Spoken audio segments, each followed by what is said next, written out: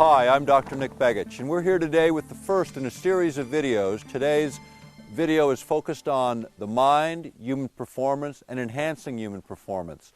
Throughout the day, we're going to demonstrate a number of tools and a number of technologies that are here now in the 21st century. We're going to talk about the good use of technology versus uses that are detrimental to human affairs. Enjoy the video today and enjoy the presentation. It's going to be a good one. We're going to be filled with information. And today we're in the backdrop of my home in Alaska. Thanks for being with me today. Today we're going to be talking about mind control in the 21st century. But first, let's give a little bit of background on who I am. I'm Dr. Nick Bregich. I was born and raised in Alaska. I have a doctorate in traditional and complementary medicines and a background in politics here in this part of the world. I've been active on these issues and issues on technology throughout the world. I've lectured in 22 countries all over the United States. I've worked with 200 radio and TV producers around the world to get these issues into the hearts and minds of folks so that we can really debate and look at what the potential is both on the positive side of technology as well as some of the things that we all need to be concerned about and look out for. Here in Alaska, I also work as a tribal administrator for Chickaloon Village, one of the federally recognized Native American tribes in Alaska. I worked as an administrator in public education. In the last 10 years have been actively engaged primarily in activist work surrounding these issues. Most recently, I was appointed Executive Director of the Lay Foundation on Technologies based in Dallas, Texas, to take technology issues forward, to educate the public so that we can all be more informed as we move forward into this century. First, let me give a little bit of background on this whole area. You know, the military's interest in this area goes back to the Korean conflict. Right after the Korean War, returning veterans, prisoners of war, had really unusual behavioral changes. In fact, as our military began to look at these guys and find out what was going on with them, we found out that huge psychological transformations were made. These were made through lots of different methods, mainly affecting the emotions of folks. What happened as a result of this is our military and others became very interested in the idea of manipulating human behavior for lots of different purposes. I mean, obviously, in prisoners of war situations, the idea of interrogating folks where they're more liable and susceptible to giving the information up was the main emphasis during the Korean conflict, and of course was of interest to our military as well. From the 1950s, things changed pretty dramatically. As we rolled into the 1960s, a lot of interest into the idea of electronically controlling what happens within the human brain was being pursued. In fact, in the early part of the Vietnam War, back in the mid-60s, a device called the LIDA machine, L-I-D-A, was captured from the Russians. It was used in interrogating U.S. prisoners in Vietnam. And essentially what it was an oscillating strobe light mixed with auditory signals that actually caused what's called brain entrainment, the idea of the brain beginning to mirror or follow those external signals. And what this did is put people in a highly suggestive state and a state where they were more willing to give up intelligence. This particular device triggered a whole cascade of interest, primarily from Central Intelligence Agency. In fact, it was right after this period of time in the early 70s that this whole adventure became of interest to our U.S. Congress. Back in 1975, the United States Congress did a full analysis of what the Central Intelligence Agency was doing in the United States. And within that analysis, they published this report. And this is a report on the activities within the United States. And if people remember, the Central Intelligence Agency was supposed to be dealing with things only off of our shores, not within our boundaries. Now, in the 60s, the CIA was used for infiltrating student groups, getting involved in surveillance of everyone from the Congress all the way through activist organizations, individuals through the United States. During this same period of time, a huge controversy broke, and it was the MK Ultra controversy. And this dealt with the idea of taking individuals, utilizing primarily chemical means, LSD and other mind-altering drugs, to see if you could alter behavior in a favorable way for military adventures. In fact, the abuses that were engaged at that time are actually spoken about in this congressional report. The sad story is that of all of the victims, thousands of military personnel used in these experiments as well as others, never once was the government fully held accountable until one individual actually committed suicide. That resulted in a lawsuit that eventually was settled by the Central Intelligence Agency in favor of that individual who was subjected to this kind of experimentation. At Laurentian University in Canada, similar work was being done, really developing methods, protocols for influencing human behavior without chemical means. If you even go back to the 60s again for a few minutes, and let's talk about another guy. This guy was Jose Delgado. Jose Delgado put together this book. This is Physical Control of the Mind Toward a Psycho-Civilized Society. Jose had his degree in electrophysiology from the University of Madrid. He was granted his degree in 1950, and once achieving that degree, he spent his time sort of mapping the brain, looking at what parts of the brain affect various parts of our behavior and activity. What he found was that the brain could be mapped, that you could actually implant electrodes within the brain and get a number of effects. And some of that he was doing with primates. He was doing it with bulls as well. In fact, this image is Jose Delgado with a charging bull coming at him. He threw a radio transmitter, threw the switch on it, and basically stopped the bull, not dead, but stopped it dead in its tracks, where it stopped the charge. This was done in 1969. Now, back in 1969, Jose Delgado had left Spain, had come to the United States, was working primarily at Yale University in this work, where he continued his work until the mid-'80s. What he found is that he was able to stimulate the brain utilizing an implanted technology and cause a number of effects in primates, bulls, and even human beings. By the 1980s, he found that he didn't need any physical contact with the human brain. He just needed to oscillate or vibrate energy into the brain in a very specific way. And what he found in 1985 was that you could create tremendous changes in human brain chemistry by oscillating energy in at 1/50th of what the Earth naturally produces in the radio frequency range. Now, if you think about that in a broader sense, how much radio frequency energy is around us right now at this moment is about 200 million times more than nature produces on its own. So take what nature produces on its own, cut it down to 1/50th of that amount of energy, and that was what was sufficient to override human brains and primates in such a way as to change them from, say, lethargic and passive to highly aggressive and agitated, almost like throwing on and off a light switch. This was documented in work at Yale University. This work has also been documented in our books, which is part of the basis of this series, the Earth Rising, The Revolution, and Earth Rising, The Betrayal of Science, Society, and the Soul. And in these two books, we actually lay out over 1,000 reference sources, laying out exactly where each bit of information comes from, primarily quoting mainstream media reports, academic studies, unclassified military records, and work done in a number of institutions around the world. On this subject, we were also pretty impressed by the idea that finally one of the leading publications in the world, The Economist, actually took this issue on in this cover story from the end of May 2002. And in this cover story, the beginning of the dialogue, the debate on the ethics of mind control, the ethics of artificially manipulating the human brain for military applications. If you take it a little bit further and we start to look at sort of what did the military do during the 60s that was the most impressive, the thing that struck me was not the chemical test, because those are pretty obvious to everyone.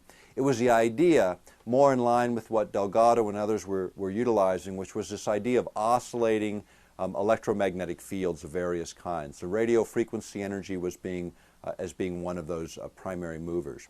As we looked into the history of the technology, what we were able to find is over 36 U.S. patents tracing the evolution from the early 1960s primarily up until the beginning of this century. And many of those you'll find available on the DVD as reference material that goes with this presentation, because we want people to have those hard documents and access to that information directly. The other thing that I would say in terms of military applications, it became pretty interesting as we started to see the evolution of the technology, and we started to see writers like Zbigniew Brzezinski, when he was at Columbia University, take this issue on. If you go back to this book, Between Two Ages, this was written by Brzezinski before he became National Security Advisor to Jimmy Carter when he was President of the United States. And within the context of this book, startling things start to emerge in terms of the technology and where it's going. One in particular that was an interesting idea, the one fielded by a researcher named Gordon J.F. MacDonald, and I'll just read this short quote. He was a geophysicist specializing in problems of warfare, and this is what he thought was possible. J.F. Gordon MacDonald, a geophysicist specializing in problems of war, has written that accurately timed, artificially excited electronic strokes could lead to a pattern of oscillations that produce relatively high power levels over certain regions of the Earth. In this way, one could develop a system that would seriously impair brain performance of very large populations in selected regions over an extended period, no matter how deeply disturbing the thought of using the environment to manipulate behavior for national advantages. To some, the technology permitting such use will very probably develop within the next few decades. This was written in 1973, and in those last few decades, that is exactly the technology that has emerged and the technology we'll be discussing today. Some of the other areas that became pretty interesting, and it wasn't just to us, but others were looking at this whole idea of weapons advancements and technology as it could affect human behavior on a large scale, covering the entire planet, and then something much more narrower. The things that Brzezinski was talking about was this idea of being able to oscillate energy in such a way that you could create a signal that would return to the Earth in such a way as to alter behavior. How does that work? Let's talk a little bit about the mechanisms behind brain entrainment and what exactly that means. Affecting human behavior, affecting the brain, can be done in a number of different ways. Firstly, you need to look at sort of what are the predominant brainwave activity within the brain and how does that line up against what we generally know. Let's break it down into four areas. We're going to talk about alpha waves, beta waves, theta waves, and delta waves. And we're going to start with the deepest states of human consciousness. When you're totally knocked out, deep sleep, you're in this deep delta state, which is approximately 1 to 4 hertz or vibrations per second or pulses per second. If you looked at an EEG to look at that brain activity, you'd see this sort of pulsing energy within this range of 1 to 4 hertz. The next level up is called theta. Theta runs between approximately 4 and 7 hertz, or pulses per second or vibrations per second. This is the place that most people are when you're sort of in between awake and asleep, where you're consciously dreaming but you're still unconscious, but you have that sort of in-between state.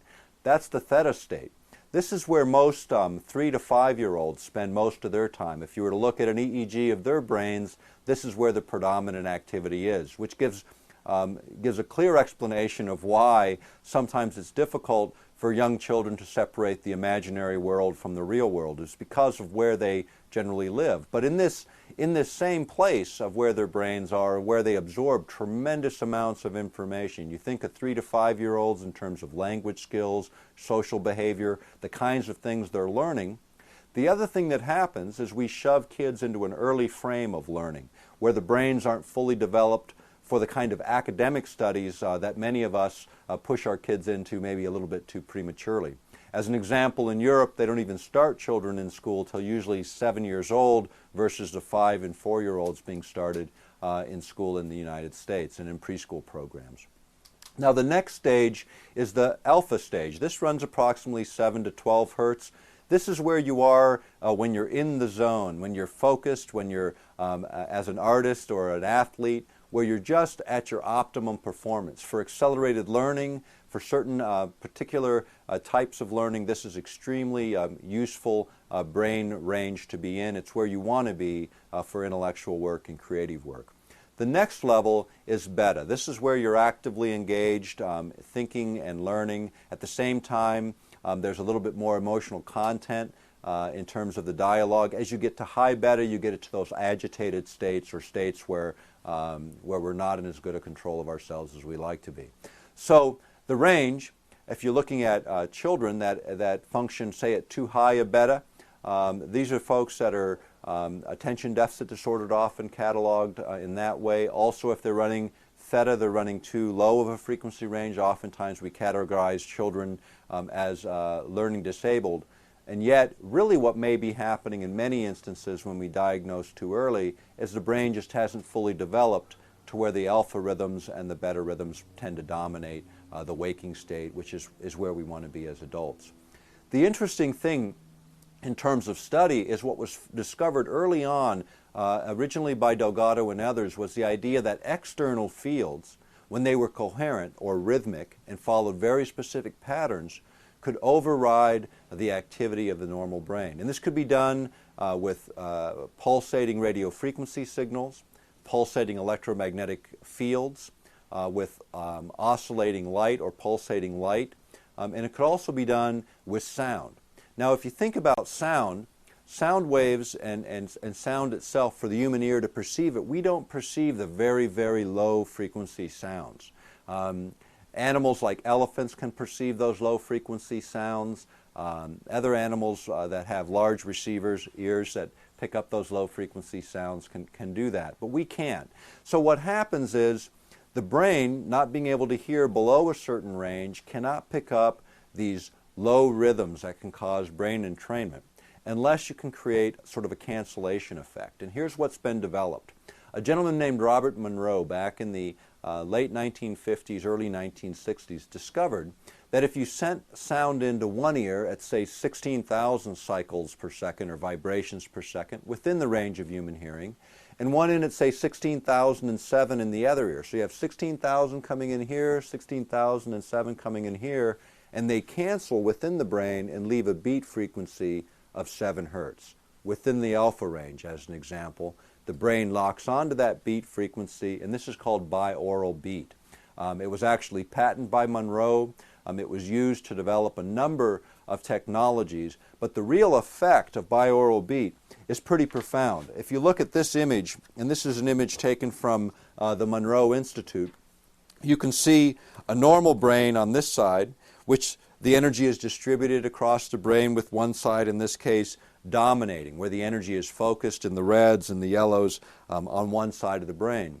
With binaural beats, you create what's called whole brain entrainment, where both hemispheres of the brain, both the creative side and the analytical side, harmonize and work together. This is the ideal state of learning, the ideal state for absorbing information, taking it into consciousness and committing it to long-term memory, and also having profound effects, very strong effects, suggestive effects on the human brain and subsequent behaviors. As a result, over 60,000 people were tested at the Monroe Institute utilizing this technology, and actual tapes and CDs were developed for creating very specific behavioral effects for enhancing human performance, not for necessarily military applications, but for civilian applications in a number of areas. And we'll talk about that as we go on through this presentation today. The main interest, again, of many was the idea of being able to enhance performance. I mean, consider the fact that brain activity in young children, how do we moderate that now? I mean, when kids are hyperactive, we drug them. When they're attention deficit disordered for other reasons, we drug them. And the idea there is to get them to slow down enough in order to make the kinds of intellectual processes work so that things do work properly. Now, there's other ways to accomplish this, and one of the most outstanding programs in the country was actually initiated in a charter school in the Minneapolis School District. Minneapolis School District set up a charter school where they only allowed children in, essentially, who were attention deficit disordered. 80% of the children were on Ritalin, a drug used, again, to modify their behavior so they can learn. What they found is, using a technique called brain biofeedback or neurobiofeedback, that they were able to modify these children's brain activities in this way. Essentially, it was a computer screen that would have like a visual image that a young child could relate to, more like a game than anything else. So you get a bouncing ball, for instance, the kid would be wired up. He'd have a 16 or 8 channel EEG plugged onto his head. So he'd have all these points covered on the head. Now they make really cool little helmets. They look like a bicycle helmet, so kids will tolerate them without all the electrodes stuck to them. But it's a nice little arrangement where they look at the screen, and as their brain hits the right range for that ideal state of learning, the ball will bounce. And the higher it bounces, the more into that zone the child's brain activity is. And what they have found is that with 30 to 40 one-hour sessions with each child, they're able to actually train the child so that they can literally go into that ideal state of learning at will. In other words, they don't need the biofeedback apparatus. It's like a training tool. It's the same as if you try and learn how to ride a bicycle out of a textbook. It's not going to work very good when you get on it the first time. But if you get on that bicycle and you fall down 2 or 3 times and you learn how to ride it at 5 or 6 years old and you never picked up a bicycle again until you were in your 20s and you grabbed that bicycle, you would immediately have laid down those necessary learning tracks to pick it up because of that feedback you get from the experience of actually all of your sensory perceptions being engaged in the learning activity.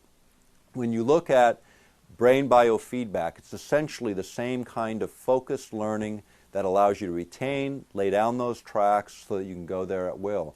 What did Minneapolis School District find out? After the first year, 80% of the student body was off of Ritalin, off of all psychoactive drugs. We're able to move gradually back into regular education programs, not needing the special education resources that otherwise would be demanded throughout their 12 years of K through 12 education. Now, why is that important? Obviously, for the individual, I think it's obvious. But as taxpayers and people concerned about what goes on in our communities, special education is one of the biggest growing costs around the country. It's something that other school districts should be actively engaged in, and it's something that you, as a listener to this DVD, could become an activist of one. Contact the Minneapolis School District, get information on this program, and get it into your local school district. You'll help a lot of kids, and you'll reduce costs in your communities, and actually begin to see technology applied in an educational environment. Now, since Minneapolis had started this program, a number of school districts around the country are starting to duplicate that program and bring it into the mainstream. But you know, it's taken 20 years from the discovery of the technology to actually getting in to an educational environment where it might be useful. And if you ask people involved in children's issues, this is probably one of the most important issues facing children in public education around the country today. When you look back on Monroe's work, you know, Monroe was doing some interesting things. He was trying to stimulate the brain not just for learning applications, but also layering the information. You would actually see a brain wave was actually put on the material in such a way that the brain actually would lock onto that external signal. Now, the other thing that Monroe and others discovered is that you could combine binaural beat with flickering light. And let me give you an example. Most people think of the television set as a light radiator as pretty harmless. You know, you get back 10, 15 feet, as most of us do, and you watch a television set, and it's pretty safe. Everyone says, you know, it's what's called non-ionizing radiation, radiation that doesn't generate a lot of heat. You're so far from it, and the way energy spreads out, as it spreads out and you get further away, the density or concentration of energy decreases dramatically. This explains why on a television set, when you come up real close and you put your hand on that screen, you can feel that energy radiating, but as you back off, it gets less and less dense pretty rapidly, within just a few inches. If you think about radio frequency energy being broadcast from a radio transmitter, you know, when it starts out and you're close to the transmitter, you hear the signal real clearly, and the further and further and further you get away, the less dense that signal is and the weaker the signal becomes. When you think about energy oscillators and light in particular, think back a number of years ago. In fact, now it would have been in the late 1990s, there was an incident in Japan where actually children, 700 children watching a television cartoon, actually went to the hospital with epileptic seizures. What caused those epileptic seizures when light is supposed to be harmless, particularly that coming off of a television? It was the flicker rate. That's what was determined. The rate in which a certain segment flickered or pulsed, it struck what's called a window frequency. Within the range, there are certain frequencies like dialing up a radio. In between you get static, no signal, no clear resonance between transmitter and receiver. Yet when you hit the station, you get a nice clear signal. The same is true within our physiology, within our brains and within our bodies. Most energy is static between the stations. But when you hit that window frequency, you can trigger this cascading chemical reactions within the human brain. In that case, it took 700 children to the hospital with energy otherwise thought to be harmless. Capitalizing on this knowledge, people have developed technology that focuses in on those window frequencies for enhanced human performance, whether it's to help you sleep, to cause you to slow down, relax, and go into those deeper states of sleep, or whether it's to perk you up, to gain energy so that you can move forward in a day with a lot more vigor and a lot more energy, or whether it's for those accelerating learning applications where in the background you could be either playing binaural beat or you could be utilizing this technology to feed information in, putting the brain into that ideal state for learning, and then bringing the information in a way that the brain can absorb it readily, retain it, and actually be able to use that information in a much more effective way in the future. The other place is just general meditation, where people want to get into those deep states of meditation where they open their consciousness to their more creative capacities. And these are essentially the ways in which these technologies have evolved. And they've evolved in a number of different directions. Light and sound devices, and we're going to demonstrate some of that a little bit later. Electrocranial stimulation, using electromagnetic fields to stimulate the brain. And we'll demonstrate what that looks like a little bit later. And also the concept of biofeedback, being able to get a signal in and being able to understand that signal in a way that causes us to slow down or to be able to learn how to relax. Stress is probably the single biggest killer in the world today. If you really look at stress-related illness, whether they're psychologically based or physically based, stress is the root of many of the illnesses we see today. And as our societies become more complex, the tools for relaxation become extremely important. So we're going to get into a little bit of that as we go through the day. The other area that gets interesting is this whole idea of electromagnetic fields affecting our body. And you know, this is a source of a lot of controversy and a lot of serious science. You know, behind me are a number of books and publications on bioelectromagnetism, electromagnetic fields, power line cover-up, cell phones, lots of information that has been published, some in the mainstream science community and other in just the mainstream media reporting on the findings. And what is being reported today is pretty exciting stuff. The opportunities to enhance what we are as human beings, to become more complete. I mean, if you think about right brain, left brain arguments, you know, that went on in I remember mainly from the 80s where everyone was saying, you know, women are more creative, so they have one portion of the brain that dominates, whereas men are more analytical, so another portion of the brain that dominates. And if you really look at these EEGs and brain activity within human beings, you will see exactly that. But does that mean that one side or the other side should be more dominant? It's really a function of our education system. If you look at young children, you see a more balanced hemispheric balance between both sides of the brain, the creative and the analytical. As we go through formal education, we tend to drift one way or the other and become channel locked into what parts of the brains dominate. Ideally, both sides work together, the analytical and the creative, and the idea of enhancing performance on both hemispheres is the objective of the science of controlling the mind for your own advancement.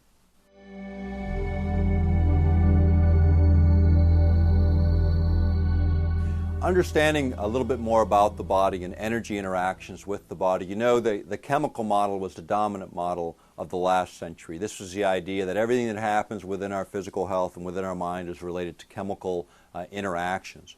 What was really a big controversy towards the end of the last century and not so much in the beginning of this one is the idea that energetically what happens to us has profound effects on our health and our psyche. If you think about the body, not so much from the chemical compounds to body cells, to body components, to body, but go a little bit deeper.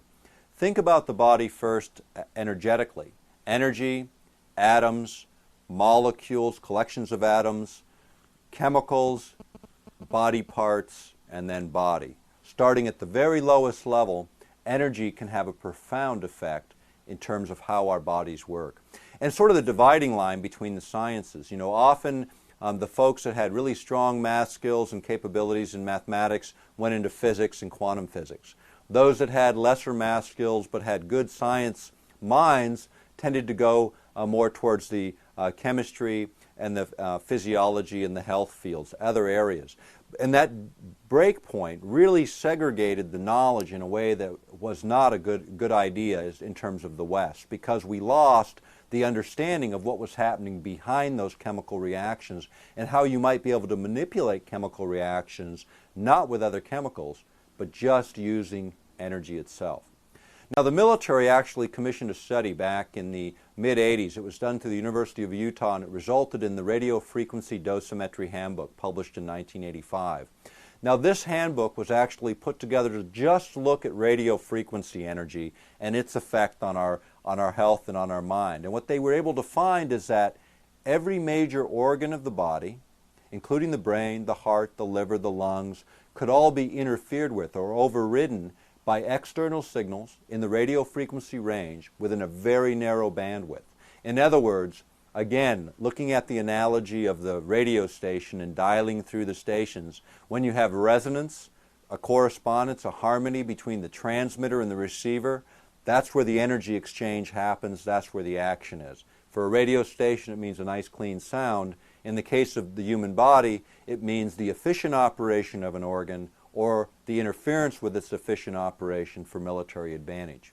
Now, some people will remember seeing some of the devices that were announced at the very end of the last decade, one of them for riot control purposes, and it was a microwave transmitter mounted on a Humvee, and it was used for creating the sensation of heat energy on the surface of the skin. You know, and when you think about creating heat energy, what was it doing? It made you feel like you had 130 to 140 degrees temperature, very irritating. You know, in fact, burning the last time it was used to modify human behavior was back in the Middle Ages, and we kind of gave that idea up as inhumane. But we brought it back. Now, what they didn't tell us about that particular device is that same radio frequency energy, if you oscillate or you change the oscillation or the frequency, if you change the waveform and power densities or any of a number of parameters, you can create much different effects. The Radio Frequency Dosimetry Handbook, commissioned by the United States Air Force, explains what those varying effects are, whether it's interfering with the heart, the lungs, the liver, the kidneys, or in fact just controlling behavior by agitating people in terms of creating the heat sensation. But the idea of the military moving into this realm has become really moved from the area of science fiction to science fact. In fact, after 9/11, some other interesting ideas started being fielded. One of them was utilizing the knowledge of the brain to really look at, in the same way you walk through a metal detector to find out whether you're carrying the gun. The idea was being put forward by a group of electrical engineers that what we could do is capture the signal intelligence. In other words, the brain activity of those passing through a receiver, so that we could actually look at people that were experiencing high degrees of agitation or fear, the kinds of emotions that might make someone more of an interest before they board a plane. Although I think a lot of people have fear of flying, so you'd get a lot of false reads as well. But these are the kinds of ideas that are being kicked around by military planners around the world. When you think about, again, the body as in terms of its energy and the way we relate to energy, this is a very, very important concept, and it goes back to the very ancients. You know what? Earlier in this presentation I talked about the idea that around us is 200 million times more radio frequency energy than the Earth naturally produces. That radio frequency energy has been made by mankind and only includes one very small part of this continuum called the electromagnetic spectrum. When you add up all the energy that man has added into an environment, it's a tremendous difference. The idea of being immersed in a sea of energy and not really sensing it or noting it, I'll tell you when you really see the difference. When power grids shut down. most people immediately notice how quiet it is because the refrigerator's not humming, the fan motors aren't humming in your computer, and so on. But if you think of the general state of your body when the energy fails, it's almost like you've exhaled as your whole body relaxes. Think about it the next time the power goes out, or if you want to run an experiment at home, go to your circuit breaker in your house and break the power coming into your house and notice the difference as your body relaxes, because your body constantly has to create equilibrium. So a certain level of stress is created within our physiology, within our bodies, to mitigate, to compensate for those external fields that dominate so much of our lives today. I mean, just in the room that I'm standing in today, we are surrounded by a 60 hertz grid, 60 pulses per second. This is in the high beta range. This is an agitating range for the human body. And so we're always in this constant state in the United States and Canada, where we have 60 cycles, where we're always just a little bit on edge, and we only notice the change when the power goes out. The other thing that you notice is the connection. When you think about what do most of us do when we walk into our house? We kick off our shoes. Why do we do that? People say, well, I feel more relaxed. Why do you feel relaxed? When you think about the insulators on the bottom of your feet, you're separated by the ground, you're separated from the ground. The earth has a natural oscillation, a natural pulse. It's called Schumann's resonance. It was discovered in Germany, in Munich, in the early 1950s. And the pulse rate of the planet is 7.83 hertz. 7.83 hertz, right in the middle of the alpha range, the ideal state for human learning, the ideal state for a creativity, and it happens to be the literal pulse of this planet. As we separate ourselves from that and lock on to those stronger energy fields now that are 60 cycles and higher, it explains a lot of the general stress that we see manifesting itself in the industrialized world that doesn't exist in the less industrialized parts of the planet. So that's an important consideration. Now, there was a segment that was run on the Discovery Channel a number of years ago, and it was on the Iceman, and many will remember this. They found this guy up in the northern Italy, southern Germany, or Switzerland, depending on whose side you're on the argument. 'Cause apparently it was right on the border. And melting out of a glacier was a person that was 5,000 years old. Well, they began to look at what he was carrying, and they discovered that he had medicinal herbs and other things that we know about today, but we didn't know that they had this knowledge 5,000 years ago. As they were doing the autopsy on this man, what they found also was a number of tattoos covering his body. It just so happens that one of those people in the autopsy room noticed that these tattoos lined up with acupuncture points and acupuncture meridians. So they decided to take a look and see if this person actually had illnesses or disorders that were associated with those acupuncture points and acupuncture meridians. Not surprisingly to me, but surprisingly to those that were in the room, was in fact that knowledge was there. These points absolutely correlated. This reminds me of another story, and I'll tell you the story and then I'll bring the two together. A good friend of mine was a physicist specializing in the effects of electromagnetic energy on the human body. His name was Reijo Michaela. And Dr. Michaela lived in Finland. He did a lot of work in Australia. He did a lot of work around the world, but was extremely well known in his part of the world for understanding the interactions between energy and human health. During his early work in the 70s, he began to take a look at mapping the human body. And what he discovered is all over the human body, there were places where our skin resistance differed. In other words, where there were concentrations of energy versus no concentration. He began to map these. He brought in graduate students, and this was done at Queensland University in Australia. And what he found was that as he brought people in, tested them, that everybody manifested these exact same concentration points of energy, and he began to map them. He mapped the front and the back of the body through a number of years. And one day a guy came into his study and said, "Dr. Michaela, why do you have an acupuncture chart on the wall?" And Dr. Michaela laughed and goes, no, this is my work. I've been doing this for 2 years, measuring skin resistance on the surface of the body, the electrical properties on the surface of the skin. And the next day, that student went away and he brought one of these old charts in. And this is an interesting illustration. It's one of these kinds of diagrams. These are by the ancient Chinese. We go back thousands of years, but not 5,000 years, not the age of the Iceman. So where did the Iceman in Europe have the same knowledge as those in China? Back, separated by thousands of miles as well as thousands of years. And this is what my theory is, and this is strictly a theory, and I want to differentiate that from factual information, because that's what theories are, ideas that may help explain what we otherwise don't understand.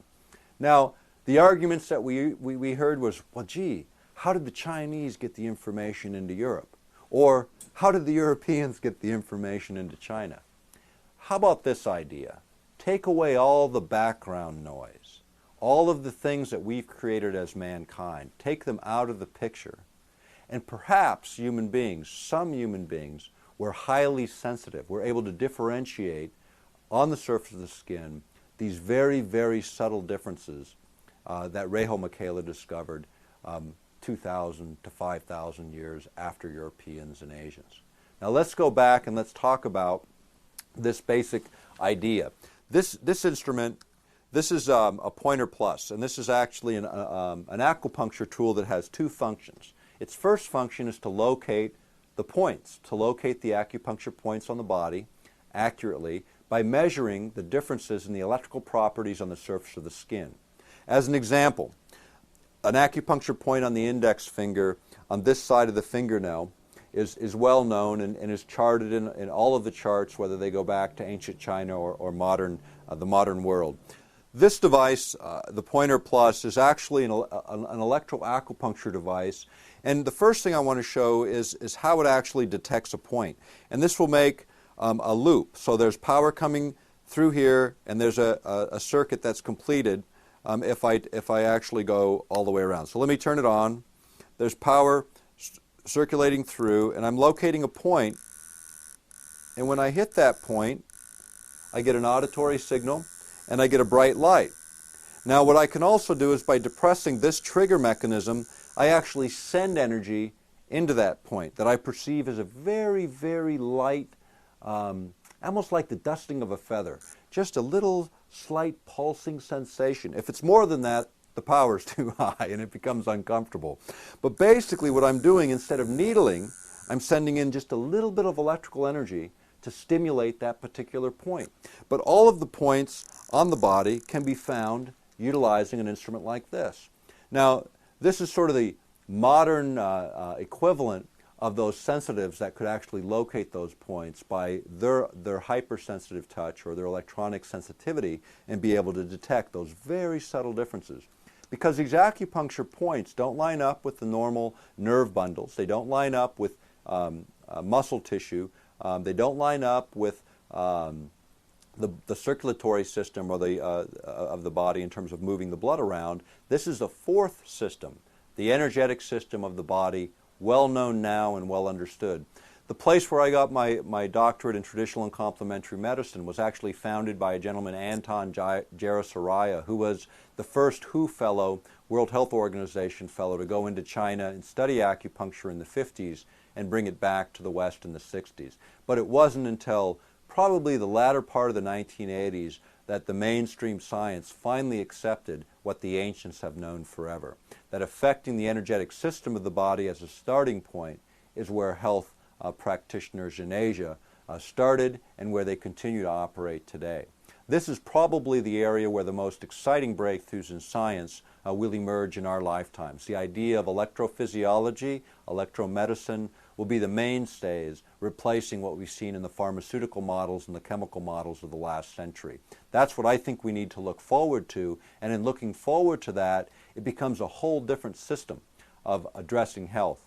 Unlike chemicals, which work very quickly, this type of approach to health tends to take a little bit more time, and it's not just the effect of affecting the energetic system of the body, but also making sure the body has the basic nutrients available to it through the foods we eat or the supplements we take. Again, getting back to the things that we've sort of lost in our modern diets. We need the right building blocks in the body, then we need to be in the right energy state to take advantage of those building blocks to build a healthy body and a healthy mind. And that's what the future offers, and a lot of what we're going to be talking about today is about. This particular device is one that we think is quite useful, has been used all over the world, and there's lots of different versions of this, and we'll show another version of this as we get through the day.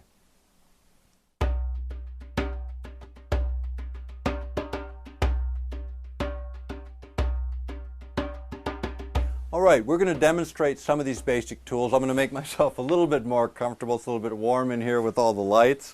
But we want to get a little bit more of a practical look at sort of how some of these tools that I've been talking about really work, what they do, and some of the ways that they can be beneficial in our own lives.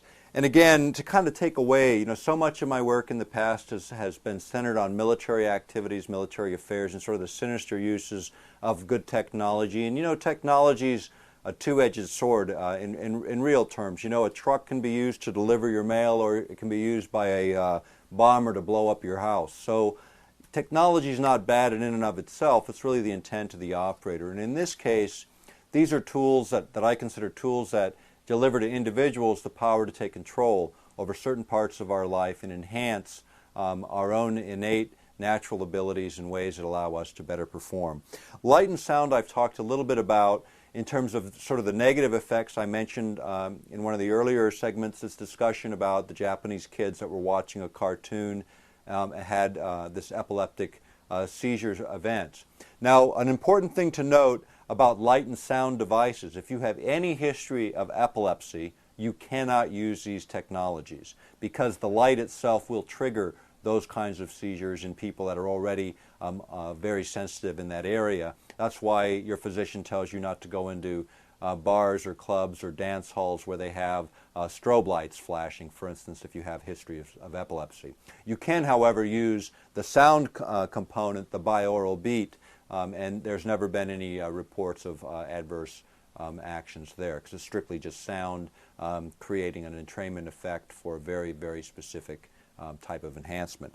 But this is a device, the Orion Light and Sound. It essentially is a headset and a pair of glasses. Now, the thing with light devices is you don't keep your eyes open. When you put these glasses on, you actually close your eyes, and you'll see when I turn this on, you'll see the little flickering light. You can adjust the light volume, but you close the eyes, and the light actually easily passes through the eyelids, and you have the same effect, but again, you're more relaxed state when you can close your eyes. So the first thing is to set a program. This particular device has a little over 20 preset programs, and this is the one that I use predominantly. There are more sophisticated devices that you can self-program, you can do a lot of other things with. I particularly like this because it's simple. It has 3 buttons and an on and off switch. That's the Nick Bregich 3-button rule. If it's got more than that, it gets too complicated for most people to use as a practical matter. Now, this device is used primarily for 4 main areas. Although there's 20 different programs, those 4 areas are meditation, relaxation, accelerated learning, and enhancing creative work or creative capacity. Now, within those areas, this device through binaural beat, and that's again to remind folks, this is where a sound signal comes in at one frequency in one ear and another frequency in the other ear. So for instance, within the range of human hearing, approximately 1,500 cycles per second to about 20,000 cycles per second. This is the range, or the frequency range for most human beings. Some can get very sensitive hearing that maybe goes down to lower frequency. Some have higher frequency sensitivity and can hear a little bit beyond that range, but that's pretty much the range of human beings. Marine mammals, for instance, dolphins can hear up to 250,000 cycles per second, much, much beyond in the high frequency range beyond a human being. Elephants, on the other hand, can hear in the very, very low frequency range, the ELF range, below 100 cycles per second. In fact, just as a point of interest, people were kind of mystified in this recent tsunami in Asia because the animals didn't appear to have suffered in the way that human beings had, and people were wondering, what actually happened. A sound wave traveling through the water, through the oceans and through land, actually travels 3 times to 4 times faster than that surface wave of actual tidal wave action coming. So animals that can hear low frequency sounds actually heard it coming at them several hours before the actual wave hit. They actually heard the earthquake go. For those of us that live in earthquake regions, most of us know that before the earthquake hits, there's usually an auditory signal. You actually hear it coming, like a freight train coming down the track. So animals with that sensitivity actually pick it up, but for the brain to hear low frequency sounds, you need this binaural beat, this cancellation effect where the signals cancel. So say one signal comes in again at 16,000 cycles per second or pulses per second in one ear, 16,007 comes in at the other ear, they cancel and leave that beat frequency of 7 hertz. Essentially, that's how light and sound devices work, and what you'll see when I activate this particular unit, you'll actually see the flickering effect of the lights. And let me turn the volume of that flicker up so you can actually see it contrasting in this particular light. So it's that flicker effect. As you're watching the light flicker, it literally, the brain entrains to the flicker rate, changing brain chemistry, altering consciousness, and changing your mental state and your ability to either absorb information, relax, meditate, or engage in creative work. Now, the other interesting thing about these devices is, again, they're simple to use, or relatively, this is probably the least expensive device on the market. Others get much more complicated. This one in particular will actually interface with a computer. So you can plug into your computer. This one has over 60 preset functions, as well as you can adjust the time, the volume, the intensity, the tone, the frequency, the pitch, and the mode. So you can change any number of these parameters and create your own. This is more for really advanced researchers in light and sound technologies. It's not recommended for the average person. It's too complicated, too many parameters, and without a lot of basic knowledge, these are not very useful as a practical matter. The simpler units are much more effective. The other thing that I don't care for is an interface directly with the computer. The interface in this case goes into a central website where you can download additional programs into your computer and run them. I don't like that kind of interface. I prefer to deal with material off the web for a number of reasons. But nonetheless, good technology, very stout technology, and used now literally around the world. Now, there were some individuals that had made specific health claims related to these kinds of devices. They are no longer on the market. FDA shut them down. The very same devices are still available without the claims associated with them. The main thing is the light effects are well understood. The other thing that happens with light and sound devices is your blood chemistry changes. You can actually measure blood chemistry. You can actually see those changes within the blood workups. And you can actually look at how your body's reacting to light and sound. And this is something that has been done. We actually published a publication in the Earth Pulse Flashpoints. It's an actual 60-page booklet that breaks down, I think, 4 or 5 studies of light and sound devices specifically. So folks that are more interested in getting follow-on data, it's available there. You can also go on the web, and a tremendous amount of information is available out there today on light and sound devices. Another device for brain entrainment, and one that I no longer carry, and one that I don't really care too much for, but I want to at least demonstrate it a little bit for purposes of knowing there's lots of ways to get energy into the body to have these very same changes. In this case, the reason I don't like it is it requires 4 contact points. And this is done with a headband. This has gotten a little bit of use, but you need contact gels. So that's the first thing I don't like about it, is the idea that you have to have moistened material when it makes contact with the skin so you get good conductivity. In this case, what happens is essentially very similar. This is the on and off switch and sets the power level. This switch actually sets the frequency, and this frequency ranges from a fraction of a hertz up to about 12.5 hertz, which covers all of those main areas that we're interested in: the delta, the theta, the alpha, and the beta ranges in the low beta ranges.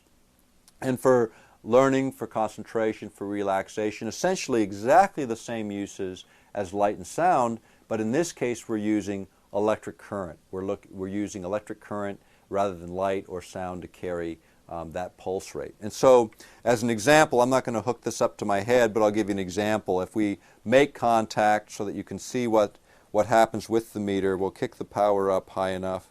And as I said, you need a little bit of moisture, so I'm going to wet that a little bit. And what you'll see is the needle will pulse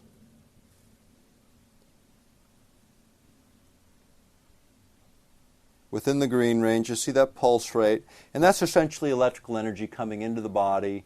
In this case, it would be these electrodes would be placed in this location. There would be 2 here approximately and 2 behind the ears. So you get across the cranium this pulsing, stimulating field. The electromagnetic field the brain locks onto and begins to mirror the effect much in the same way, exactly the same way as the light and sound device. In this case, a little sloppier to use, a little tougher to use, as you just saw, but an interesting device nonetheless. These are, I've not seen very many of these left on the market, mainly because of the inconvenience of use. But again, several ways to get the brain to oscillate in a different way at a different beat frequency.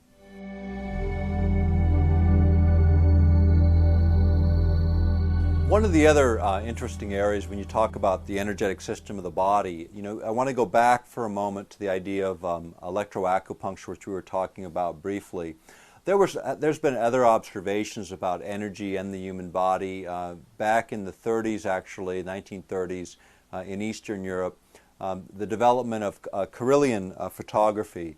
And this is the idea of being able to photograph the energy discharging from the human body. In this case, these are my fingertips, and this is photographed by putting my fingertips within an electromagnetic field generated by a Tesla coil, and by touching a photographic plate in the dark, what happens is the photographic film actually catches photon energy and light discharges coming off of the surface of the skin, in this case my fingertips.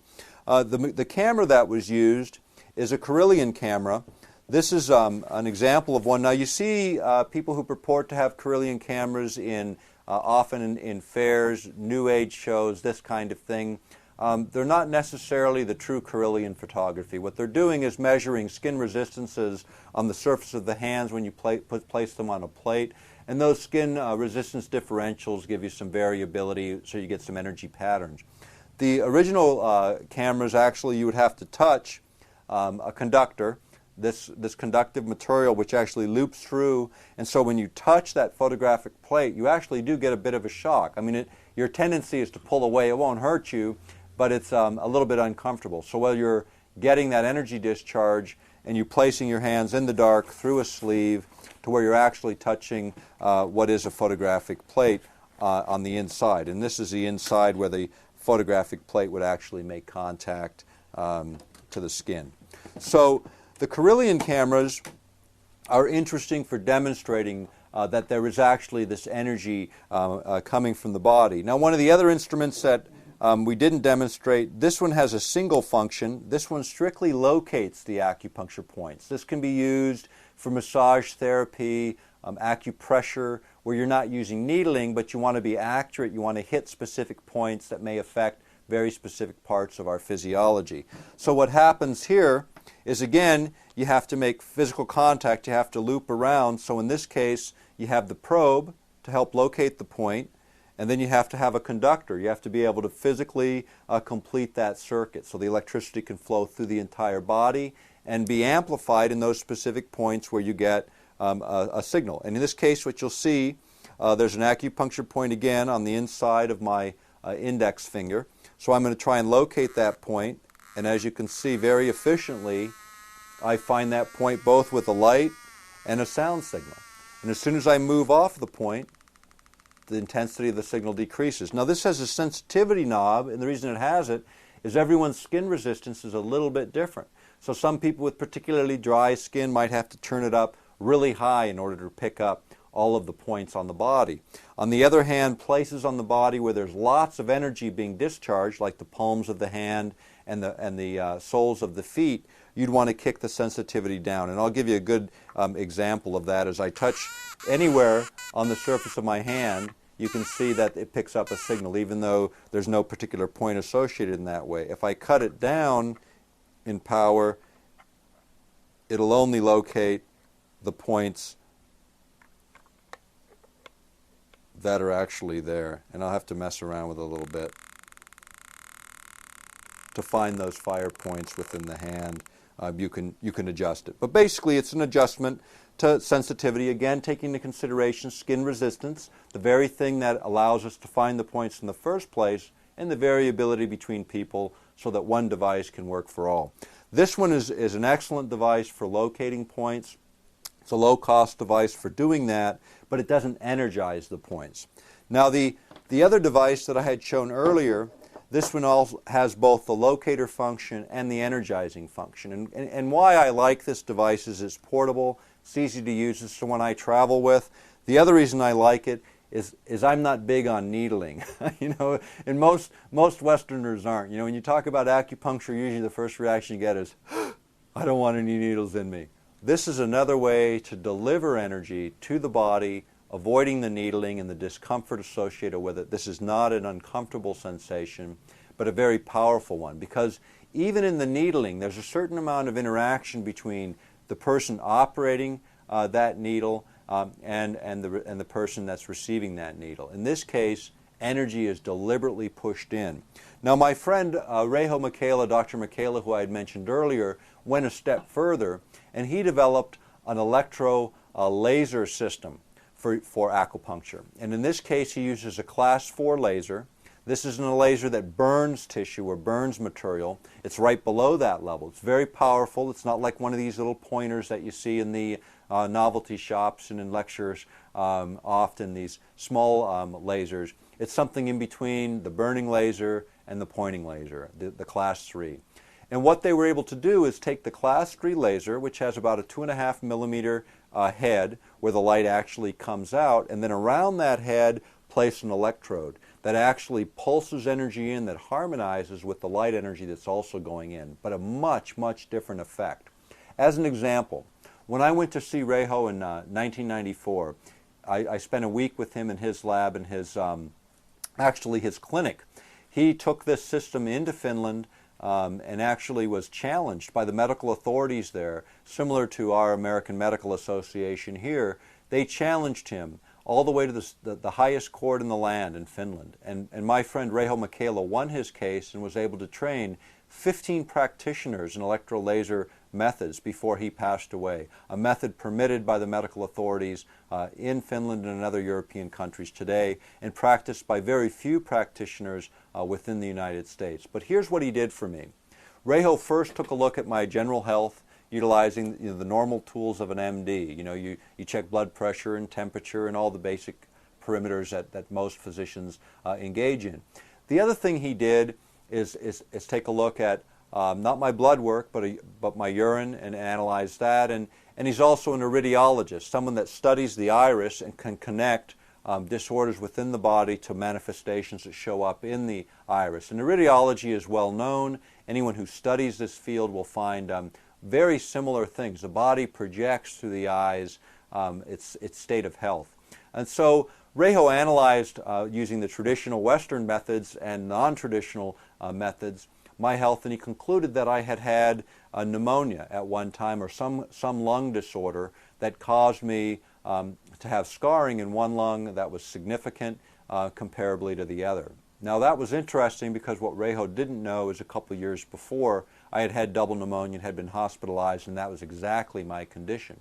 So what he said was that he was going to show me how electrolaser acupuncture works in rechanneling energy in the body. So the first thing he did is he went through a liver point, and this liver point, this lung point, what he did was he wanted to show me how energy could come into the body, affect the primary lung points, which are on the chest, and what he said is, without coming anywhere near my chest area, but affecting other lung points in the ear, he was able to show energy coming through the body. And what you saw on my chest was 2 red dots about the size of a dime, about 1 centimeter in diameter, appear on my chest. No contact, perfectly circular in form, one very much intensely red and the other one sort of a dull pinkish color, correlating with which lung had the most damage and which lung didn't. Now what also I noticed, coming through that point where the energy was coming in through the ear was first starting as a slight, like pulsing sensation, and then getting more intense till it was a rhythmic pinching sensation, until it became so intense I couldn't stand it anymore and I had to have him take the instrument away. Now, what he said to me, and again, looking at my general physiology, my liver was in excellent shape, so he went through a liver point, never adjusted the settings on the instrument as far as intensity. And on that setting, going through the liver, which was functioning normally, there was no sense of pain, just that slight oscillating, pulsing sensation, but it never elevated, it never increased. And why it never increased is the energy flowed through the acupuncture meridians and came back around, flowing through the meridians as it was supposed to, as it was intended, not getting blocked, where then skin resistance, the blockage actually sent the energy back to the point of entry, creating an irritation on the nerve endings at that point of entry, which is where that pain in the ear points came in when they were trying to affect my lungs. Now, what was interesting about all of that is to see that physical manifestation, to see that energy delivered where those primary lung points clearly show it. Now, how did this process work in treating patients? And Reiho, before he died, treated over 16,000 patients with a number of different disorders. And what happened in a week to 6-week treatments, because you'd go in every day for 30 minutes and get the same treatment 5 days a week, sometimes for a week, sometimes 6 or 8 weeks, depending on the disorder. Because this system of acupuncture generally does not work instantly in many, many cases. It takes time. The kinds of things that Reiho was treating, things that are considered incurable in the West. He treated successfully MS, diabetes, various forms of cancer. When people say they've got a cure for cancer, be a little bit skeptical in the sense that there's over 700 types of cancer, so people need to be a little bit more specific. Reiho had success with very narrow bands of cancer and other disorders within the body. But his work, what was interesting about it is being carried forward, but it didn't just include electrolaser acupuncture. It also included the proper nutrient supplements and the proper foods in order to make sure that the building blocks for the body were also present as you try to rebalance the system so that energy flows, and then what manifests from that is essentially good health.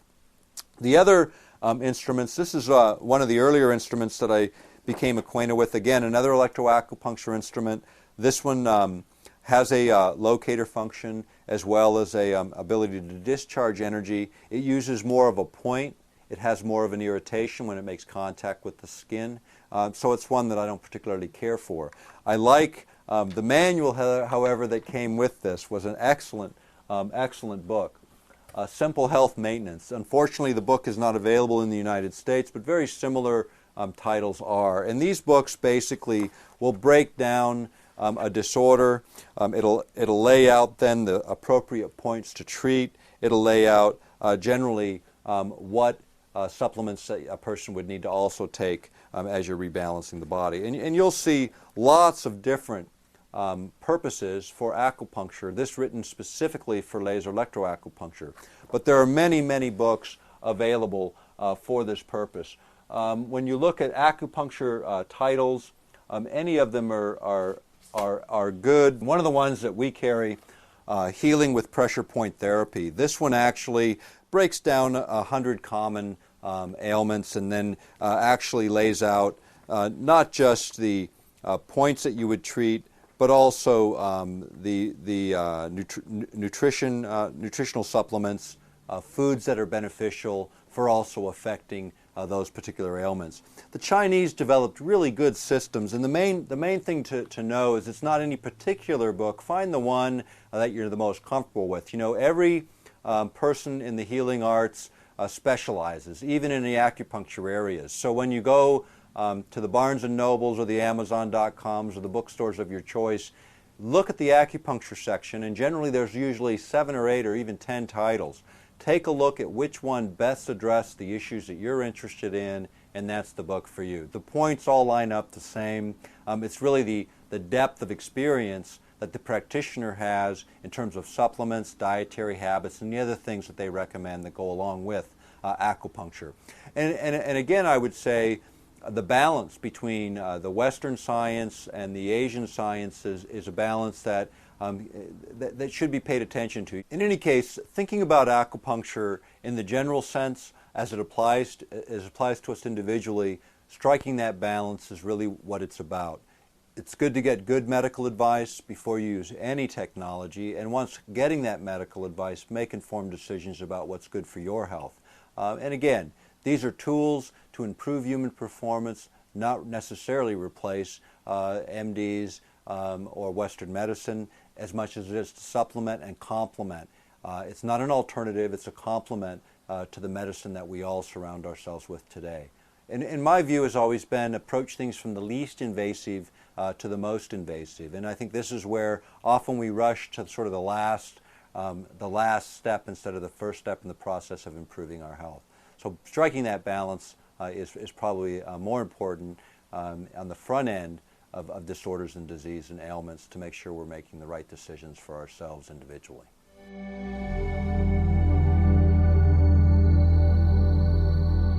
The next area I want to talk a little bit about is this concept of biofeedback. And I mentioned brain biofeedback, and I don't have the instruments to demonstrate for that here.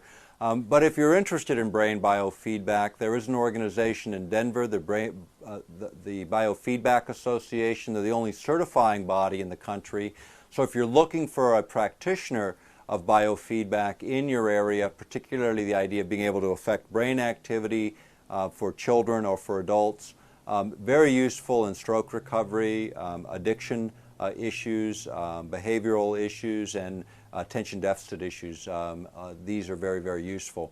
But Denver is where to call. If you call information there, Biofeedback Association, get the names of practitioners in your area, and then you can deal with those opportunities as they come about. But on a more localized scale, what is within the range of people's ability to do? This particular device I like. This is just for relaxation, and it incorporates what are called muscle tensiometers, which are these three small metal discs. And what they do is they pick up energy from the body, translate that energy in terms of muscle tension. And when you tense up your muscles, there's actual changes in skin resistance on the surface of the skin that can be measured. So what happens? Well, many people know the concept of kinesiology as an example.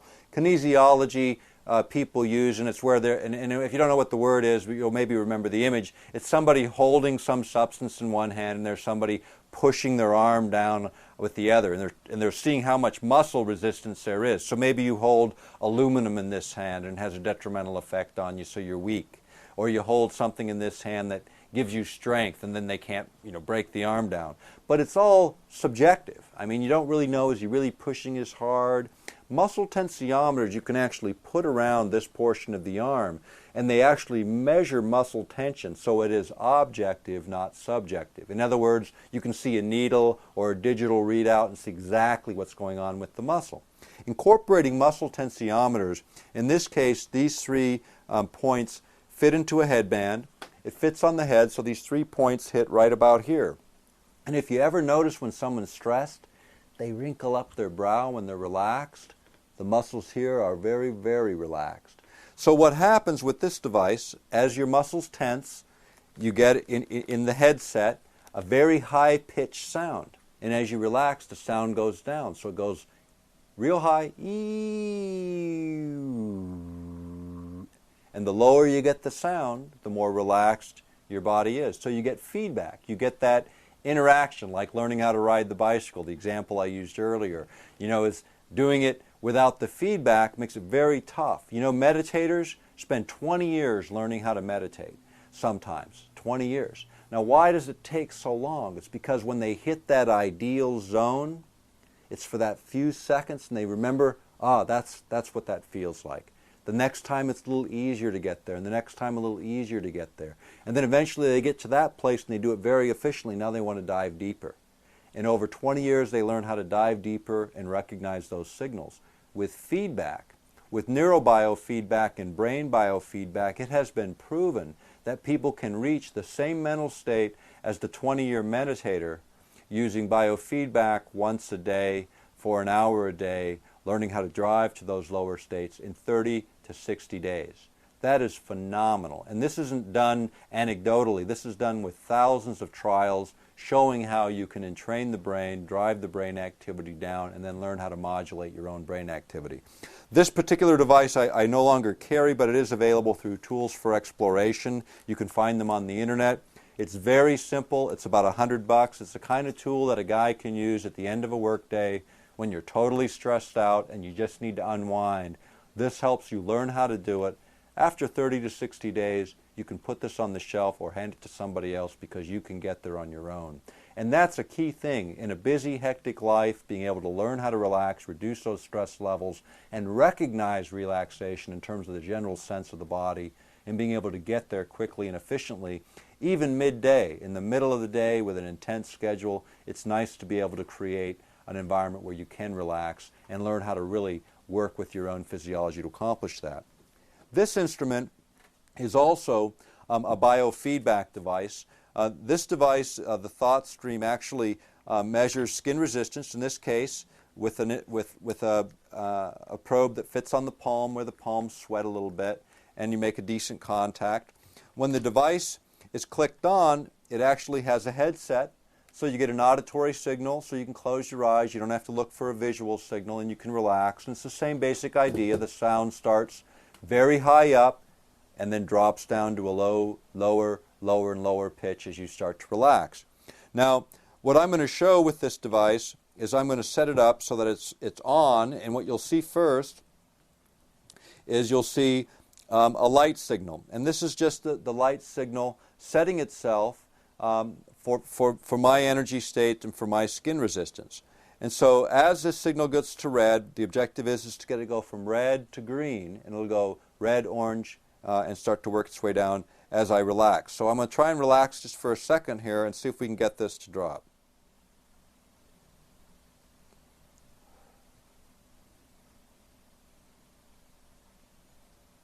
Well, I guess making a film doesn't give me the chance. Well, there's a little bit. It's dropping a little bit down from the bright red, and if I relax,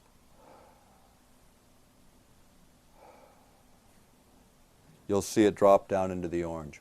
And essentially, what this is doing is giving me a visual signal. At the same time, there's an auditory signal if I had the headset on, which would tell me that I'm getting more and more relaxed. And I can adjust the sensitivity on this instrument and the volume on the instrument so that I can get deeper and deeper and deeper into more relaxed states. This one's just a little more complicated than the headset. Of the two, the headset is the simpler technology to use. Now, they have more sophisticated brain biofeedback instruments. They run into thousands of dollars.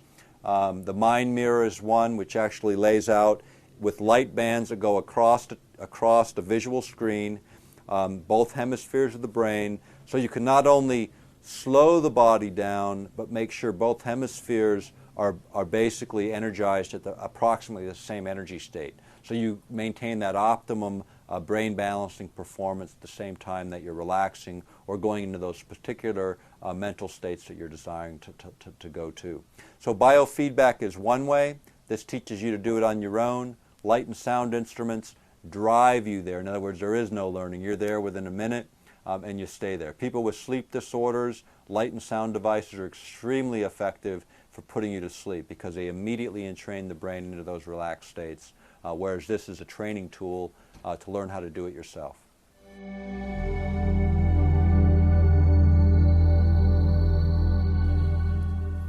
The next instruments I want to show really are some of the leading edge instruments in technology and devices that I'm particularly proud of. But first, let's go back for a moment to this idea of hemispheric balance and brain entrainment. Again, to remind the viewers, the brain in normal state usually has one area or another that tends to dominate. Usually it's on one side of the brain or the other, and the energy distribution across the brain is not so uniform. Yet when we use brain enhancement technologies, in this case we're using HemiSync, we actually create a binaural beat. You can see the headset graphically illustrated. Both hemispheres of the brain then begin to resonate, harmonize. So the energy distribution becomes even, and you can see from the red bands and the various color bands how that energy distributes itself across the human brain. This idea, binaural beat, which I explained earlier, actually ended up being put into soundtracks. These soundtracks are CD or tapes, and essentially they're each designed for very specific things. There's probably about 100 of them out there now, different versions for different effects, whether it's attention deficit disorders, stress, enhanced learning, meditation, etc. We carry these because they work. One of the big things that, as we looked out over all the things that are out there in the marketplace, we wanted something that has been proven time and time again. Over 60,000 people went through the Monroe Institute in Virginia as they developed each of these programs. And so there's two separate tracks involved. One strictly uses tones and sound to create the effects, and sometimes they'll overlay on those tones and sounds, classical music, or what have you, to make it more pleasant to listen to. But these tones and sounds, essentially you relax, the brain automatically tunes in, captures that binaural beat frequency, and begins to move as those CDs and tapes were designed, so for relaxation, learning, etc. The straight sound signals, for instance, for learning, there's a couple of tracks where you can actually plug the sound signal in, put on your headset, and you must use a headset with HemiSync to be effective, and then read your material or watch your normal visual material. But at that point, both hemispheres are working together. You're absorbing the information much more efficiently for language learning or any type of learning applications. Extremely useful. You can plug in, for instance, your lecture in your college class or a particular learning program that you're interested in. Virtually any auditory information that you can get in conjunction with creating that signal. Now, the other interesting thing, and something I failed to mention when I was talking about light and sound devices, is even the low-end light and sound devices will allow you to jack in an external audio input. In other words, that lecture or that auditory information that you want to commit to memory or to learn. So there's lots of ways to get it in. HemiSync is very effective. Now, the other way that HemiSync is effective is they use subliminals. Now, these subliminals are interesting in this regard. If you have a multi-track stereo, you can actually hear exactly what the words are that are being said. And this is extremely important. You don't concentrate on the words, you concentrate on the music, which gets you into that relaxed state, and the words become the programming. Now, the programming is important because words are symbols for thoughts, and they mean different things to different people. So my words describing, for instance, a dog.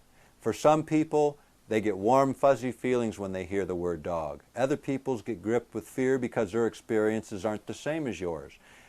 Word symbols have a lot to do with how you take the information in, and you want to make sure those word symbols line up with your belief system. So subliminals, any subliminal, you want to know exactly what's said, exactly how that information is delivered before you subject yourself to it. Because here's what happens with all these technologies. They put you into a super suggestive state where the information flows past that normal filter that filters out right and wrong, good and evil, the things that line up with our beliefs and the things that don't, and it dumps information directly in to long-term memory. So you don't want to put information in that conflicts with your normal beliefs. Always look at your subliminals, no matter who's producing them. Make sure they line up with your belief systems. Now, I want to jump a little bit from HemiSync. HemiSync I also like because it's specific in the sense that if there's one thing you're particularly interested in achieving, whether it's learning or meditation, you can get one item to do the job. $20 versus several hundred for more sophisticated equipment. Again, take the least costly, least invasive approach to solving issues or problems or increasing performance and move from there. And HemiSync is really the least invasive of all technologies that I've demonstrated today. Now, the other technology I want to show a little bit about is it started with the Flanagan Neurophone, and this is a mid-level version. There were earlier versions going back to the 60s. More modern versions have been made. This is one that was hand-built by the inventor. And actually, what this does is it uses a couple of things, and then I'm going to show you the advancements in the technology. What this does is take a sound signal. Now, normally, how does sound enter the body? This thing we call an ear is really an array.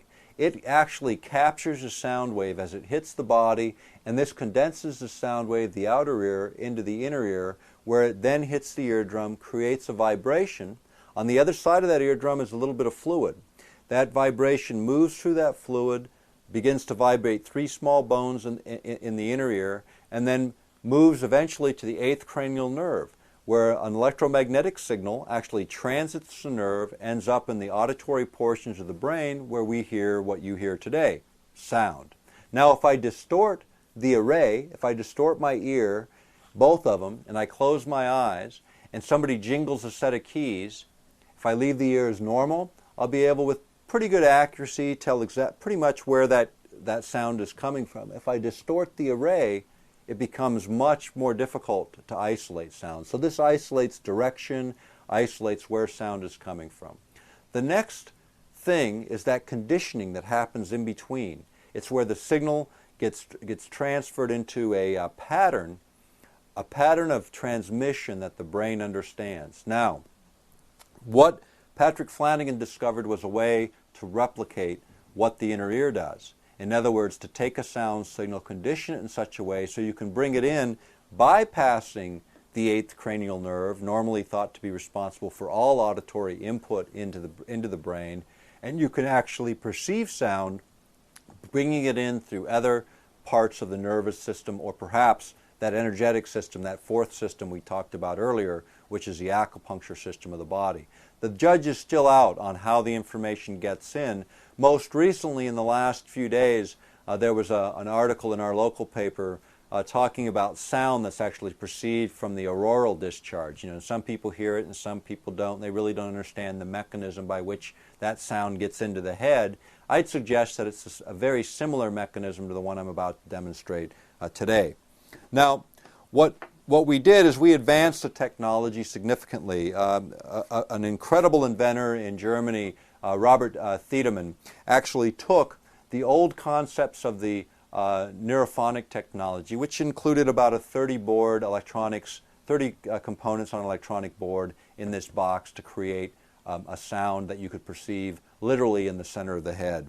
What we did is Robert took the ideas, advanced them substantially, and created a much finer circuit, over 170 components involved in the design of this circuit, which allowed us to get much deeper frequency ranges, lower frequency, and much higher frequency range delivered into the brain. Now what happens with this, unlike a standard auditory signal, the ears aren't involved. What happens is the signal is conditioned. In this case, we're going to use a standard CD player.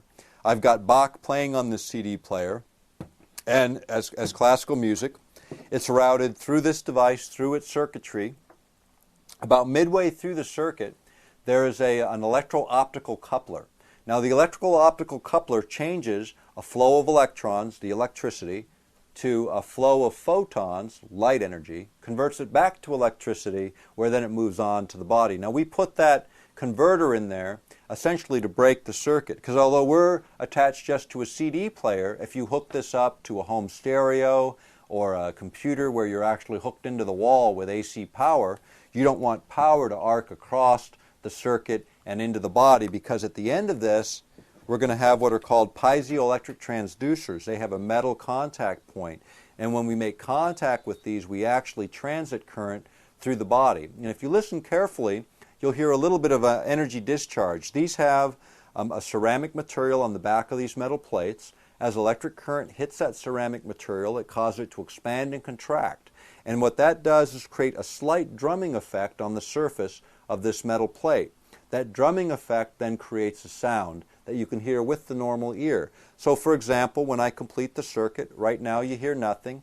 But if I complete the circuit by touching the other transducer with my fingertips, sound will transit through and you'll hear it. Now, what you can't hear on the camera, but you can hear in the room, if I actually place this on my temples and block my outer ears, the sound is internalized. The sound is actually heard as if it were originating in the center of my cranium. Now, when you're out of balance energetically, when you're looking more like this, what you'll find is the energy will stay on one side or the other. In other words, you'll perceive the sound as if it's sitting over here somewhere in your head. Within about a minute of use, the energy centers. As both hemispheres begin to beat together, you get exactly the same effect, only it's created as a condition of use, not the input signal. In other words, any input signal creates this kind of balance in both hemispheres. Where this has been particularly effective in Germany is the combination of hemisync technologies together with this delivery system. And the reason being is you're not just getting it through the normal auditory channel, you're getting it through another auditory channel, increasing the inputs. Now, when you listen to it, if you were actually to hook up, and you can with this instrument, you can hook up a regular headset and listen to that headset. You can then put on the piezoelectric transducers, and what you end up with is a three-dimensional sound. The same kind of difference that you would perceive by listening to AM versus FM, where the sound volume and quality fills out with FM. Listening to FM versus this technology, it fills out one more level. So you even get more enhanced sound. For gaming and for some of those kinds of things, it could be quite interesting. But for brain enhancement, body balancing, where this has been used, these technologies have been used, is by introducing electrons, which is essentially what you're doing. You're creating an energy flow through the body. Electrons are being delivered to the body. They enhance your overall energetic state. They balance the hemispheres. They also balance the acupuncture meridians, and it shows up. A week or so later, your system is still in balance after about a half-hour use, assuming that you don't experience some huge stress levels or some traumatic event which throws your equilibrium out. But generally speaking, it manages balance, allows for increased learning, enhanced performance. Now, this technology, as I said, was developed for Earth Pulse. We hold the U.S. patents. Our colleagues in Germany hold the international patents for the technology. We are just introducing this as one of the leading edge learning technologies available now. The idea behind this technology is, again, to advance it even further, to miniaturize the circuit. Where we're really excited is the potential applications for hearing impaired. Initially, as we tested the device, field tested the device, we found that certain individuals with hearing impairments or hearing loss, particularly in the high frequency range, were able to regain that high frequency loss. The other thing we found is sound signals above the normal range of hearing, up to the carrier frequency of 40,000 hertz, could be perceived by people using this. So you get even more range. If you listen to a standard headset and you listen for that high fidelity sound that's being laid down on the sound track with normal headset, it only goes so far. You put on the transducers and it jumps another level. You actually catch the higher fidelity sound that otherwise you would totally miss on the audio input, whether it's music or a lecture or some other information. The sound wave, we have information available on it. You're welcome to write to us and get that information. We'll send it out to you in a booklet form that kind of explains what it's all about, or you can go to our website, which is at the bottom of the screen. The idea behind these technologies for us was the idea that we could advance and deliver technologies to the average person that would be useful. One of the other instruments that we'll be bringing out in the next couple of years, it's in prototypical design now, is one that measures subtle energy fields in and around the body and actually give you the feedback. Again, feedback is an extremely important process in accelerating learning processes. And if you study most of the areas of philosophy and science where they kind of cross over, you'll hear oftentimes people refer to energy centers within the body. Well, these energy centers can be measured, and they start approximately here, and they move up to the top of the head. 7 centers are generally involved, but it's always been subjective again, where, is it really there, or is there really energy there? And there's a column that flows approximately 6 inches out from the body. With the instrument that my colleagues in Germany have developed, you can take the instrument, move it into the area of those energy centers, and actually see a needle move. When you move out of the area of that energy center, the needle stops moving. So feedback, again, important. If you want to activate the heart center or the center in this area of the throat, you can actually see the needle, get the feedback, change your way of thinking, change your way of focusing your attention, and see if you can move the needle at will. That's where the feedback comes in for energy work in a number of fields. This instrument we think will be extraordinarily valuable and one that we look forward to bringing out in the future. The next area I want to talk about deals with sound and agriculture. And this particular book, Secrets of the Soil by Peter Tompkins and Christopher Bird, is a book that we publish, and I consider it to be one of the most important books in alternative agriculture. One section of this book deals with sound and the effect of sound on plants. In fact, it really goes back even further to an earlier book by the same author. It's called The Secret Lives of Plants, which is also a book that we carry. People remember from the 60s and 70s this whole idea of talking to plants and music affecting plant growth, and people would play classical music and get really excellent growth, and they play hard rock or really rough edge music, and plants would end up not being as healthy and not being as prolific in their growth. This particular chapter within Secrets of the Soil that I'm interested in deals with a product and a technology called sonic bloom. And it was developed by a gentleman who actually got the motivation for the technology in Vietnam. He was in Vietnam during the war. He saw lots of starvation, lots of poverty, and really set himself about trying to find a way to increase agricultural production. Intuitively, when he got back to the States, he was observing songbirds, and he drew a connection between songbirds and plant growth.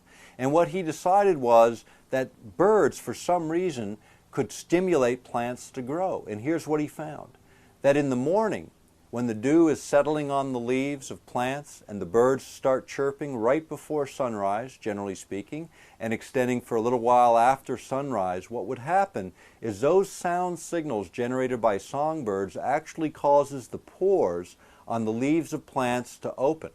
And when they open, the dew that's on the leaves of plants and the dust that settles on those leaves, and what does dust carry? It carries colloidal minerals, very fine particles, mineral substances or pollutants or whatever happens to be in the air that settles on those leaves.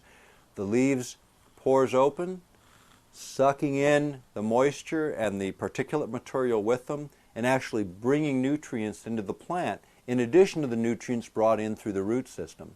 So what this gentleman discovered was the idea that you could stimulate plants and you could add the right nutrients by spraying them as a foliar spray, spraying them on the leaves of plants, then playing the right sound sequences, not necessarily birds, and actually having them intake more efficiently those materials. But there was more going on there. There was more to it than that. There was actually a physicist in New Jersey who was also a musician working on exactly the same idea. But he was looking at it from a different perspective.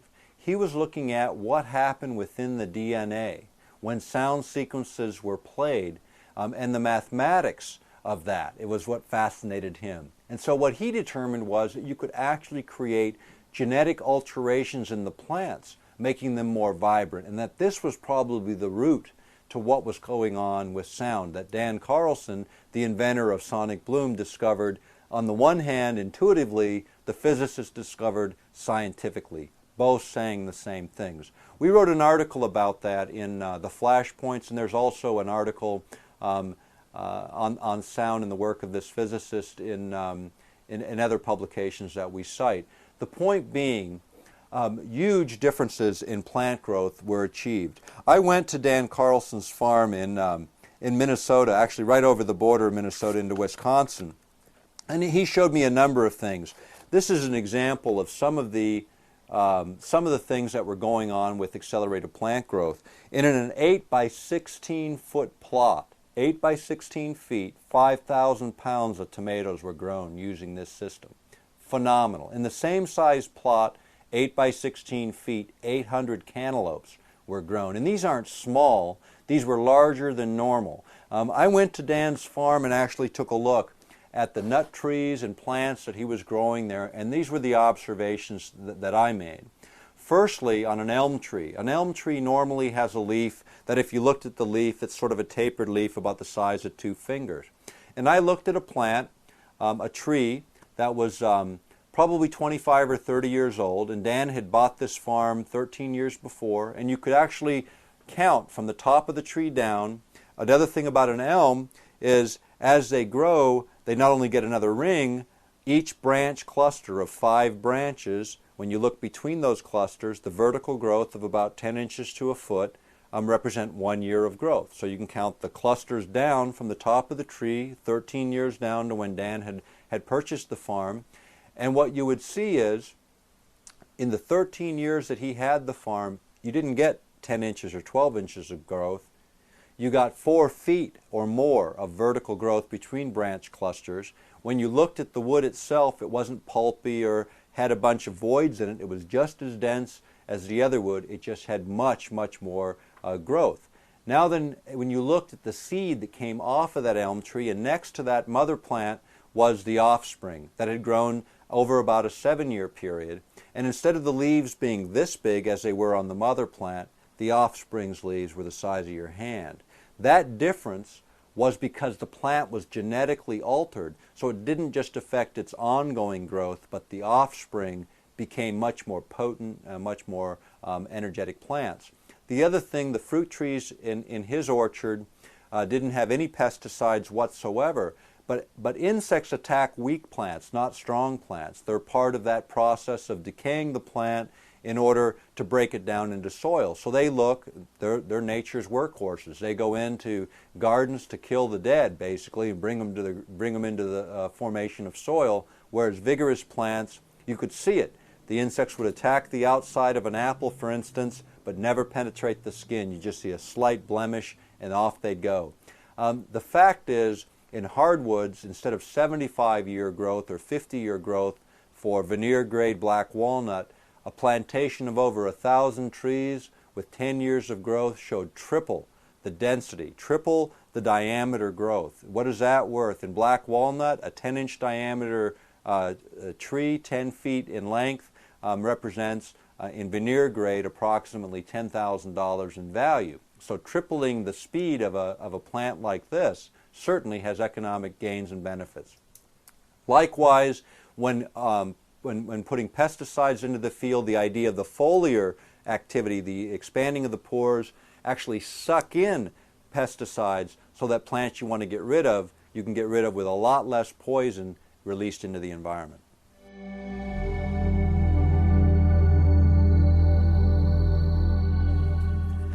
The last thing I want to cover is really getting a little bit away from the ways in which energy can be introduced to the body, as we talked about electroacupuncture, the idea of moderating physical health, and there's lots of things that can be done. This is a product that was developed by my friends again in Germany, and it's a compound that actually changes the energy state of the body. And let me talk a little bit about that. This is First Elements, and it'll be released late in 2005 in the United States. But the idea behind this product was to look at a way to get energy into the body, perhaps chemically. And so here's what we created in Germany. Robert Tiedemann spent almost 4 years looking at developing a way to get negative hydrogen into the body. In other words, basically negative energy, electrons. And you can measure electrons by putting this in solution. You can actually take a measurement that will show approximately 700 negative electron volts. What we're talking about there in terms of energy is releasing free electrons in the body. And what happens with that is very simple. Toxins within the body tend to be positively charged. So negatively charged particles lock onto those and neutralize them, or take neutral particles, donate a free electron, which makes them scavengers, and they act as scavengers within the body, taking those toxins into a position where they can be eliminated through the normal methods that the body eliminates toxic waste. The other thing that happens is when you're detoxifying, in most cases, if you go through regimes that detoxify the body, you get really sluggish. You might even feel a little bit ill and weak for that first few days. With this material, that does not occur because it actually adds energy into the system that not only detoxifies you, but leaves you a net level of energy that actually increases your sense of alertness and focus without the edge of, say, caffeine, but the same alertness and focus.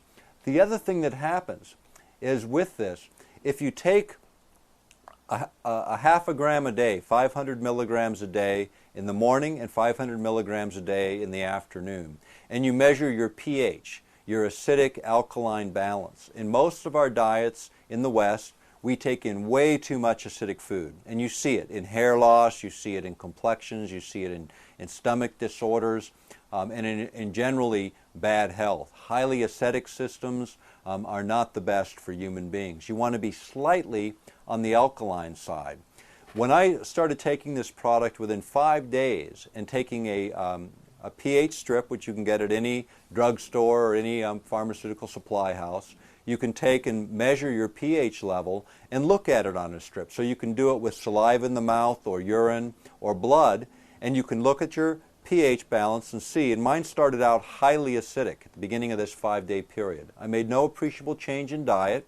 Each day, in the morning and in the afternoon, took a pH test, and by the end of 5 days, my overall system was slightly on the alkaline side. My energetic state was much better.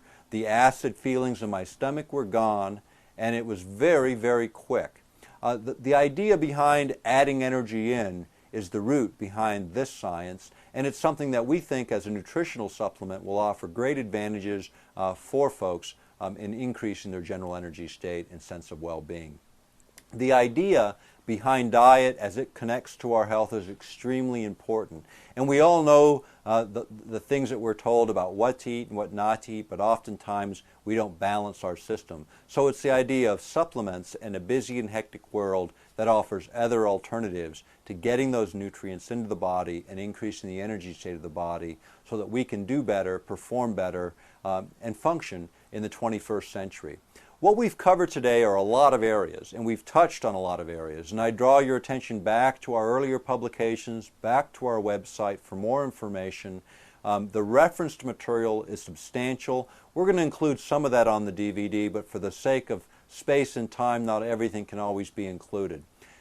Get interested in these issues because they do matter. It's your health, it's our futures, and more importantly, it's the technology of the 21st century that don't drive us. It's we that drive them. Let's make sure those technologies are used in our interest and not against us. Let's look for the future that makes us healthier, smarter, and more capable in a complex world. For more information on the products and things that we've discussed today, you can contact Earth Pulse Press. Our address is on the screen, our website is on the screen, and we would appreciate hearing from you. We can also send you a catalog free of charge anywhere in the world and keep you informed on our issues. Go to earthpulse.com and sign up for our flash list. That'll keep you on top of the latest information as we collect that information and make it available to the public.